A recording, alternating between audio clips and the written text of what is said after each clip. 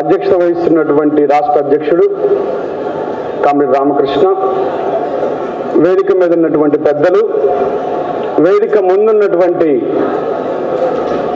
పూర్వ విద్యార్థి నాయకులు, కార్యకర్తలు, ప్రజా సంఘాల కార్యకర్తలు,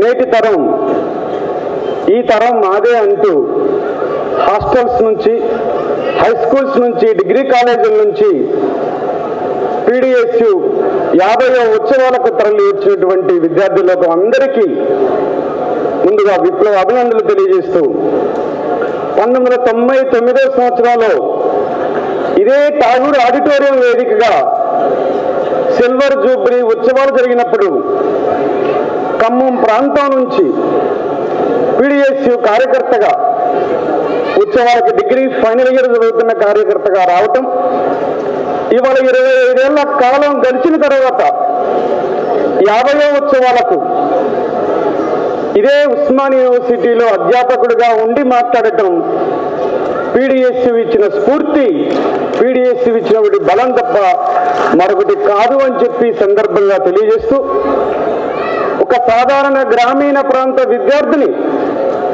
ఖమ్మం జిల్లా మారుమూల ప్రాంతం నుంచి వచ్చిన విద్యార్థిని, ఒక సాంప్రదాయమైనటువంటి భావజాలం ఉన్న విద్యార్థిని ఒక PDSU కార్యకర్తగా మలిచి మీలాగా జెండా పట్టుకొని పాతికేళ్ల క్రితం ఉస్మానియా యూనివర్సిటీని మొదటిసారి చూసిన నేను ఆ మరుసటి సంవత్సరం నుంచి ఈ 25 ఏళ్లుగా ఈ ఉస్మానియా యూనివర్సిటీలో ప్రగతిశీల విద్యార్థి ఉద్యమ భావజాలాన్ని ప్రత్యక్షంగానో పరోక్షంగానో మోస్తూ ఉండటం, మీలో ఒకటిగా భాగంగా ఉండటం PDSU సంస్థ జీవితంలో ఒక మరచిపోయినటువంటి, ఒక ఉన్నతమైనటువంటి ఒక వ్యక్తిగా ఈ 100 ఏళ్లు దాటిన ఈ యూనివర్సిటీలో ఒక ఆచార్యుడిగా నేను ఉండటం అనేది PDSU నాకు ఇచ్చినటువంటి ఒక వరం తప్ప మరొకటి కాదు అని చెప్పి వినమ్రంగా విద్యార్థులకు తెలియజేస్తున్నాను. PDSU రాష్ట్ర మహాసభలు 1974 12, 13 అక్టోబర్లో జరిగాయి. అయ్యాటి కరపత్రం చాలా మంది చదివి ఉంటారు. అయ్యాల ఉన్నటువంటి దేశవ్యాప్త సమస్యలు, అరాచకం, అవినీతి, దోపిడీ, పేదరికం, ఉన్నత వర్గాల కరాల నృత్యం, వీటన్నింటి రాజకీయ వికృత క్రీడలు కరెక్ట్గా 50 ఏళ్ల తర్వాత ఇవే సమస్యలతోని స్వర్ణోత్సవ సంబరం జరుగుతుంది. ఈ స్వర్ణోత్సవం వేళ, సంబరం జరుగుతున్న వేళ ఒకంత నిరాసక్తత, మరింత స్ఫూర్తిని నింపుకోవాల్సిన అవసరం ఉంది. ఆనాడు PDSU స్థాపన నాడు సైడ్ ఫోర్సెస్ గా ఉన్నటువంటి హిందూ మతోన్మాద శక్తులు ఇవాళ కేంద్రంలో అధికారంలో ఉన్నాయి. మొత్తం దేశ ప్రజానీకాన్ని తమ కన్ను సన్నల్లో తిప్పుతున్నాయి. ప్రపంచ మీడియాని, దేశ మీడియాని తమ కన్ను సన్నల్లో, తమ గుత్తాధిపత్యంలో ఉంచుతూ కార్పొరేట్ శక్తులతో కలిసి ఇవాళ ఒక బలమైన శక్తిగా ఇవాళ హిందూ మతోన్మాదం అవతరించింది.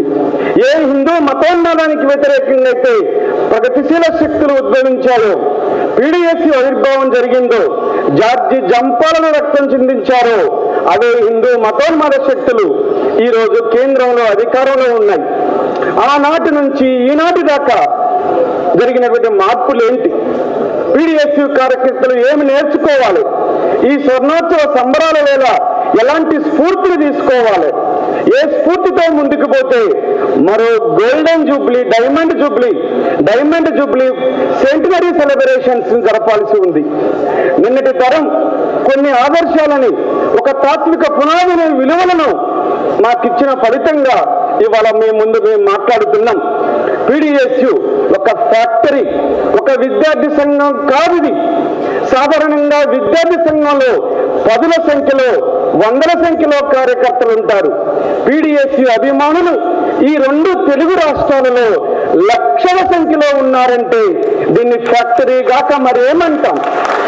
సైంటిస్టులు, రాజకీయవేత్తలు, సామాజిక ఉద్యమకారులు, కవులు, కళాకారులు, గాయకులు ఈ సమాజం కోసం ప్రాణం అర్పించి చుక్కల్లోకి ఎక్కినటువంటి మహానుభావులు ఎంతో మంది తమ విలువైన ప్రాణాలని దారపోస్తే ఇవాళ పీడిఎస్ జెండా 50వ మైలురాయిని దాటి 51వ సంవత్సరంలోకి అడుగు పెడుతున్న వేళ ఈ సంస్థ ఒక నిశ్శబ్దంగా రోధిస్తుంది.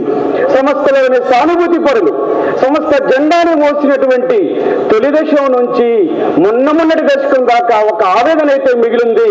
ఆ ఆవేదన రాబోయే 75 సంవత్సరాల డైమండ్ జూబ్లీకి పీడిఎస్ శక్తులన్నీ ఒక్కటిగా నినదించి ఇదే తాగుడైతుడు వేదికగా 4 పీడిఎస్లు కాదు, ఇది ఒకటే పీడిఎస్, మాదంతా జార్జి రెడ్డి ప్రవహించినటువంటి రక్తం అని చెప్పి ముందుకు పోవాల్సిన ఆలోచన, ఒక చారిత్రక సంసిద్ధత ఇక్కడ మనం రూపుదిద్దుకోవాలి.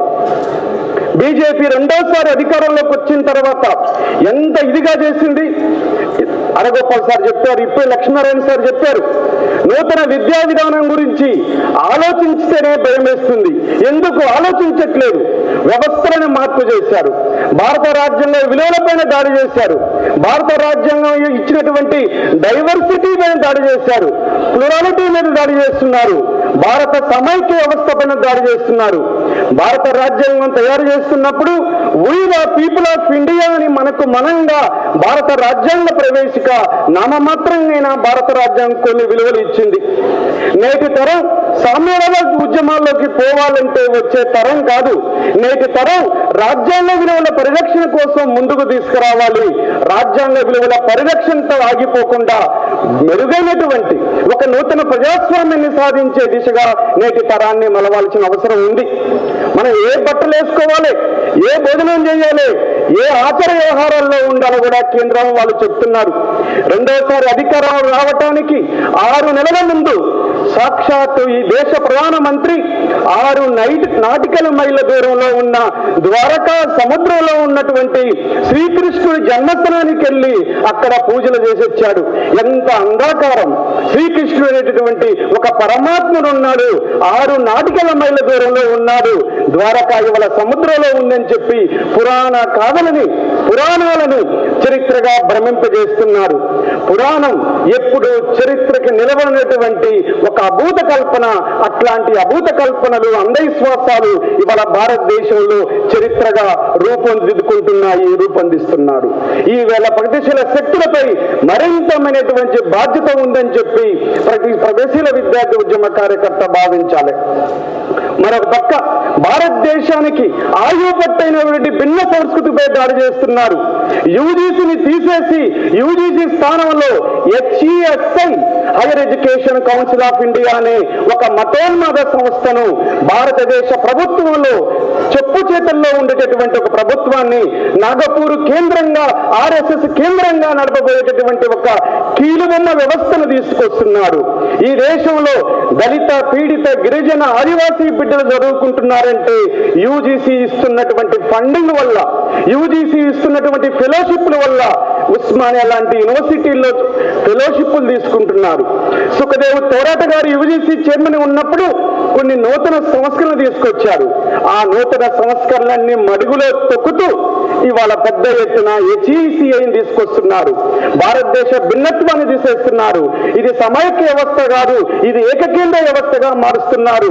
అసలు భారతదేశ రాజ్యాంగంలో సెక్యులరిజం అనే పదమే లేదు.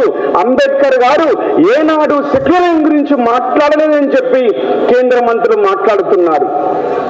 భారత రాజ్యాంగం స్పష్టంగా ఈ దేశం సార్వసత్తాక ప్రజాస్వామిక లౌకిక గణతంత్ర రాజ్యం అని చెప్పి అంబేద్కర్ గారు చాలా స్పష్టంగా రాజ్యాంగ ప్రవేశికలో చెప్పారు.